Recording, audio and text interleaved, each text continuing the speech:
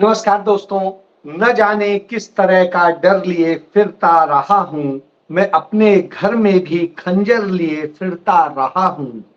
तरासे कोई इसको प्रेम की मूरत बना दे, मैं अपने हाथ में पत्थर लिए फिरता रहा हूं। एक तरफ पत्थर को लेकर के कोई यह कामना करता है कि इसे प्रेम की मूरत बना दे, और एक तरफ कोई इतना डरा हुआ है कि वो अपने घर में भी खंजर लिए घूम रहा हो, तो आप क्या कहेंगे? कमोबेश आज यही स्थिति हमारे देश के प्रधानमंत्री नरेंद्र मोदी की हो चुकी है। वो इतना डर में है, खौफ में है, पता नहीं किस चीज का डर है। डर इस कदर है, जब से इंडिया गठबंधन बना है, इंडिया अलायंस ने इन्हें इतना डरा दिया है कि इंडिया शब्द को मिटा दिया जाए। इंडिया शब्द को क्यों मिटा दिया जाए, इसके पीछे कोई वजह नहीं। वैसे जैसे इंडिया गठबंधन बन के तैयार होता है, सशक्त होता है, आरएसएस के प्रमुख मोहन भागवत कहते हैं कि अब इंडिया की जगह भारत इस्तेमाल कर। बड़ा अजीब सा लगता है कि आखिर आप ये इस तरह से क्यों कह रहे हैं, और भारत क्या है और इंडिया क्या है, क्यों आप इतना डरे हैं? तो इस डर पे बात करूं उसके पहले भारत और इंडिया के एक मिनट इतिहास को समझ लेते हैं। भारत शब्द का जो उदय बताया जाता है, जितना मैंने चूंकि इतिहास पढ़ा है काफी कुछ, तो ये कोई ऐतिहासिक तथ्य नहीं। श्रीमद् भागवत के जो है उसके एक अध्याय में राजा भरत का जिक्र आता है और उन्हें एक प्रतापी राजा के रूप में दिखाया जाता है। यदि हम उनके क्षेत्र को डिफाइन करते हैं कि वो कहां के राजा थे, तो आज के यदि हम हिंदुस्तान की बात करेंगे तो आज के हिंदुस्तान के तो वो राजा ही नहीं थे। वो राजा ही जो आज का पाकिस्तान है, अफगानिस्तान है, ताजिकिस्तान है और इस तरह का इलाका है, वहां के राजा थे। तो हिंदुस्तान के तो राजा है नहीं। तो पहली बात ये। फिर दूसरा, शकुंतलम जो महाकाव्य लिखा गया, उस काव्य में जो वर्णन है उस राजा का है। वो राजा हस्तिनापुर से लेते हैं और हस्तिनापुर के उस राजा के बच्चे की एक घटना, एक प्रेम कहानी से जोड़ा हुआ एक महाकाव्य है। उस काव्य के मुताबिक उसका जो राज है वो भी हिंदुस्तान के एक बड़े छोटे हिस्से में है, पूरे हिंदुस्तान में नहीं। और इसके बाद एक तीसरी भी कहानी कमोबेशो भी इसी तरीके से एक राजा की। तो क्या हम इस देश के अंदर राजघरानों की सत्ता, राजघरानों को स्थापित करने का काम कर रहे हैं? हमारे देश में लोकतंत्र बनाया गया और लोकतंत्र के लिए लाखों लोगों ने अपने प्राणों की आहुति दी, और उसके बाद ये लोकतंत्र बना। और इसमें फैसला हुआ कि राजा रजवाड़ों पे नहीं चलेगा, वो हमारे देश के हर आम नागरिक के जीवन के मुताबिक चलेगा, उनसे जुड़ के चलेगा। और इसको लेकर प्रयास। तब एक दूसरा शब्द आता है इंडिया। इंडिया शब्द क्यों आया? इंडिया शब्द अंग्रेजों का दिया नहीं, इंडस वैली से निकला है। और जो इंडस वैली वहीं से आता है। तो इंडस वैली हमारी प्राकृतिक पहचान है। हमें पीने के लिए जल भी देती है, हमें जीवन देती थी, और न जाने क्या क्या देती थी।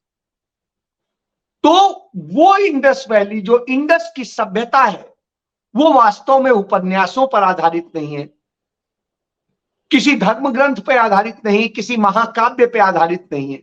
वो ऐतिहासिक भौगोलिक सत्य पर आधारित,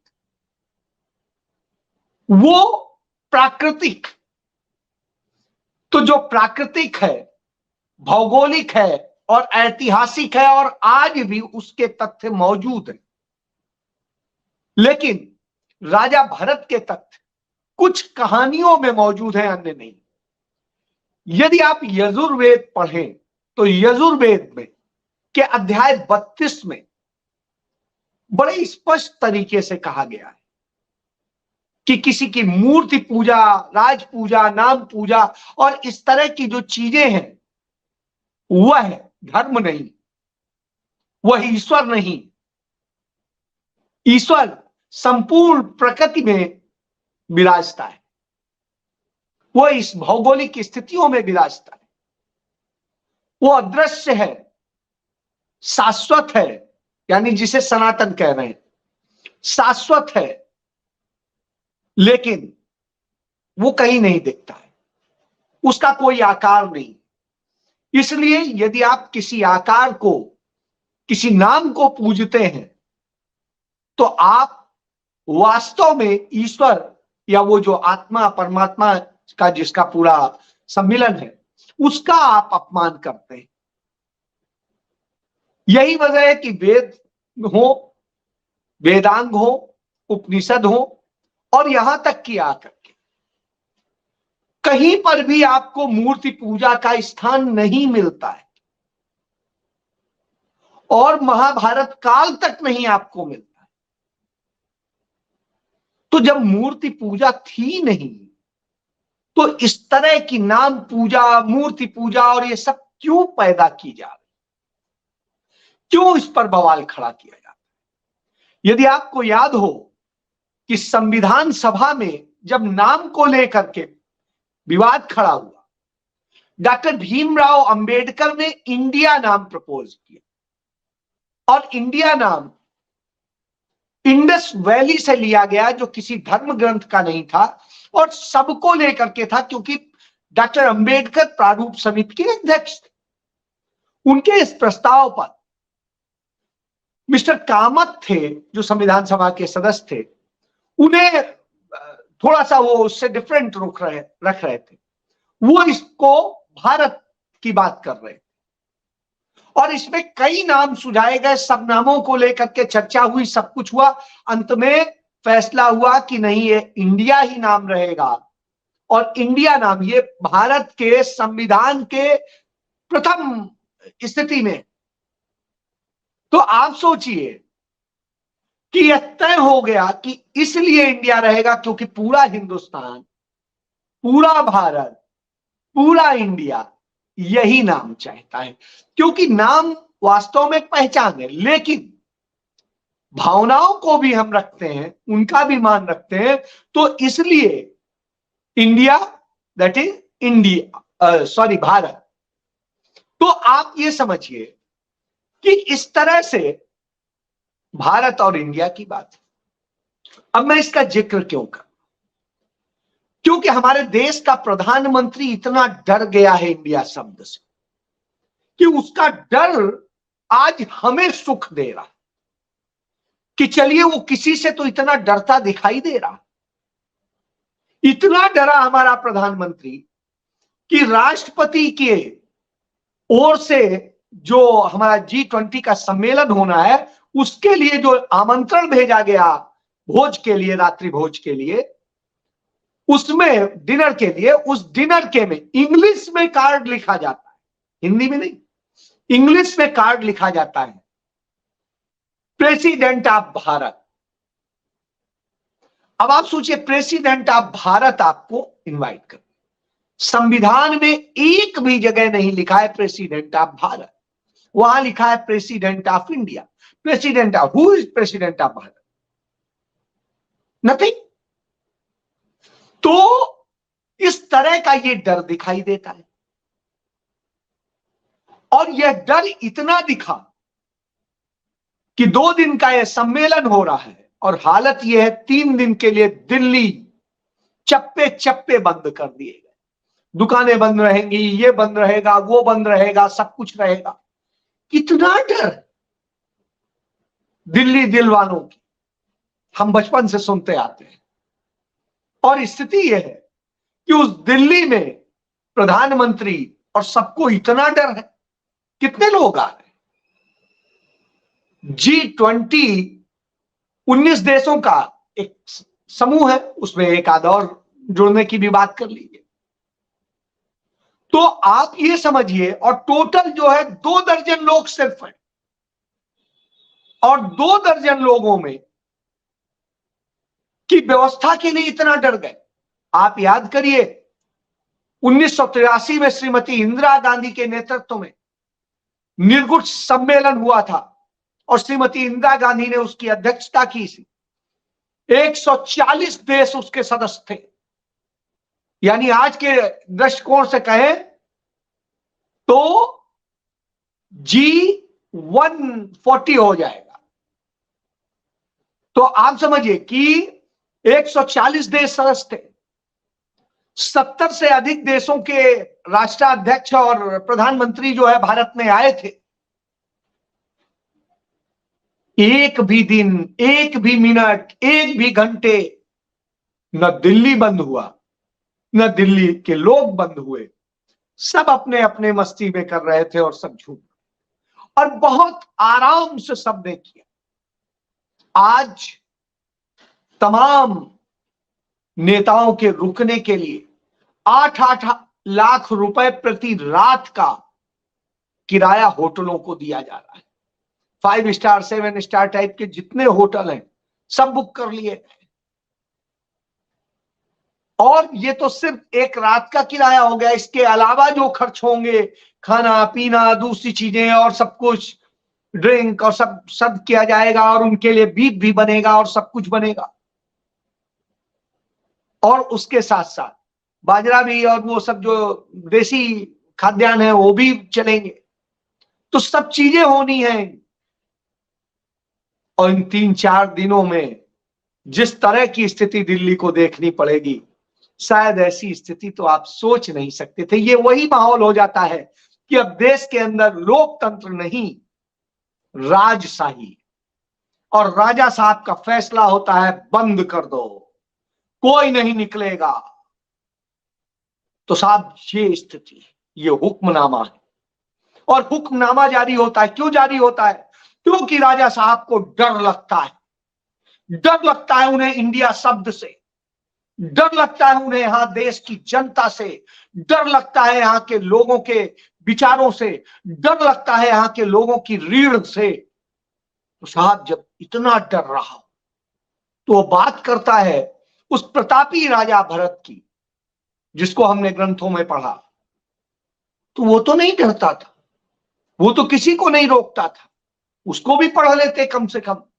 जब आप भारत लिख रहे हैं तो भी आप कर लेते। और कब किसी ने भी भारत शब्द पे कभी आपत्ति नहीं की, क्योंकि भारत तो लिखा ही है संविधान, लेकिन नाम इंडिया है।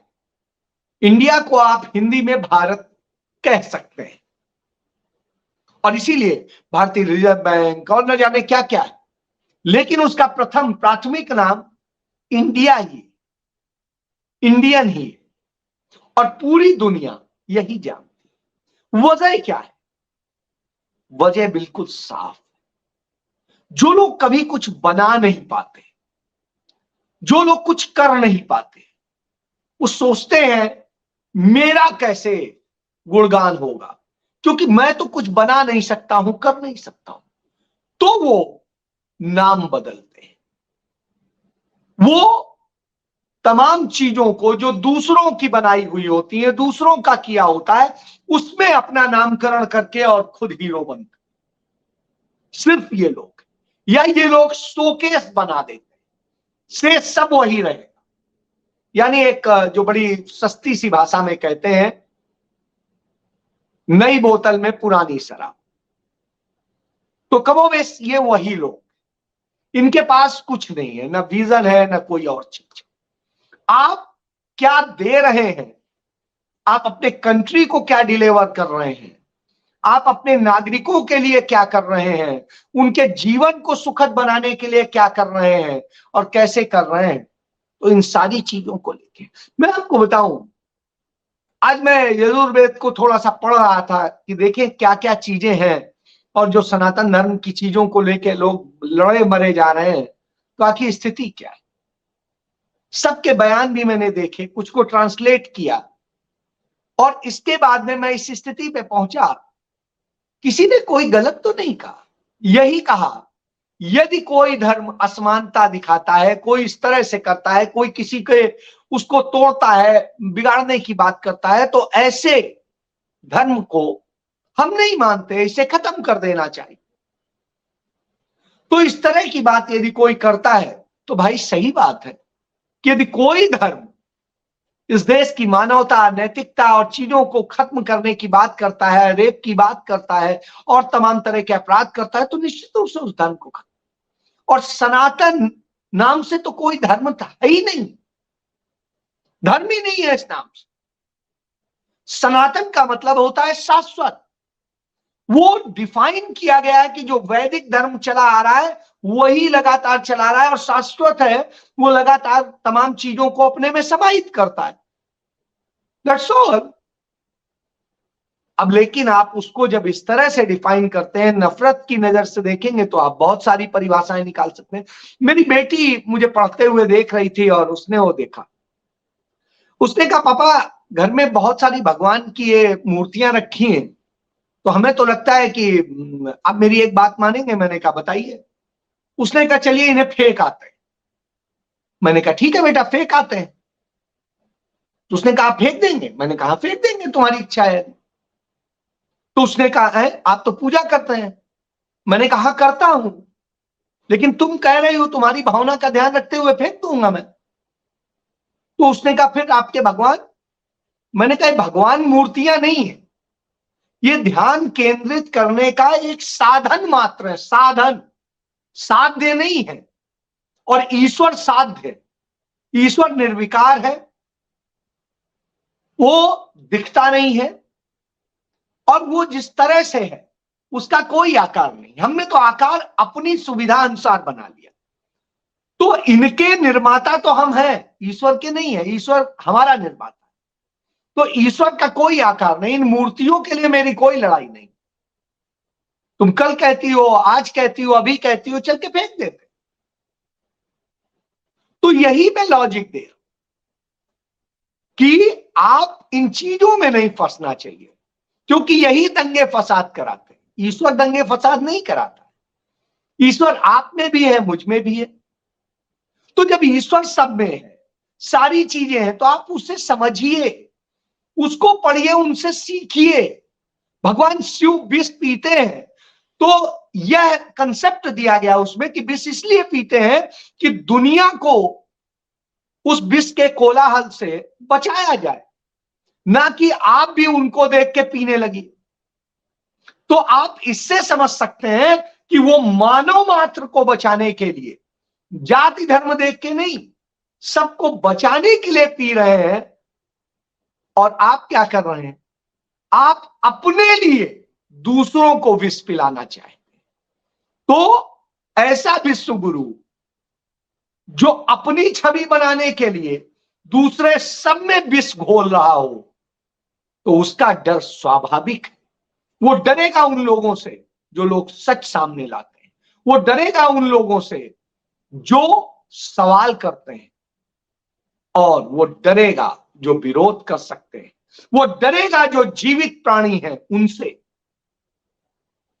वो इसी डर में जी रहा है, और उसका डर आज बिल्कुल साफ नजर आ गया जो राष्ट्रपति का इनविटेशन लेटर है उसके जरिए, कि इतना डरा सहमा और इतना कमजोर यदि हिंदुस्तान का डरपोक प्रधानमंत्री, कायर प्रधानमंत्री ही लिखा था, तो मुझे शर्म आती है कि हमारे पुरोधाओं ने, जो पीछे आपको तस्वीर में दिख रहे होंगे, उन्होंने इस देश को बनाया था बहादुरी से। पंडित जवाहरलाल नेहरू पे 4 बार जानलेवा हमला हुआ, 4 बार। उन्होंने कभी अपनी सुरक्षा नहीं बढ़ाई। श्रीमती इंदिरा गांधी के समय तक सुरक्षा कोई बहुत नहीं होती थी। जो लोग पुराने लोग हैं वो जानते हैं इस बात। जब श्रीमती इंदिरा गांधी की शहीद हुई, उसके बाद उनकी सुरक्षा प्रधानमंत्री की सुरक्षा को लेकर के तमाम चीजें हुई और सब कुछ किया गया, और ये मजबूरी में तब किया गया। तो इससे आप समझिए आज वो दौर है कि सबसे ज्यादा हिंदुस्तान की सुरक्षा का खर्च जिस पर होता है, सबसे ज्यादा महंगे अय्यासी वाले घर महल प्लेन सब में जो रहता है, सबसे ज्यादा खर्च करता है, सबसे ज्यादा रईसी दिखाता है, पंडित नेहरू रईस घर के थे और खादी पहन के जिए। और वो शख्स कहता है मैं गरीब घर से आया, चाय वाला था, और न जाने क्या क्या बताता है, लेकिन वो सबसे ज्यादा ये करता है। तो यह बताता है कि इतना डरपोक और झूठ बोलने वाला हमें प्रधानमंत्री लिखा था। यह हमारे लिए दुखद स्थिति है और यह पूरे दुनिया में हमारे लिए एक मजाक का कारण बन गया है। जय हिंद।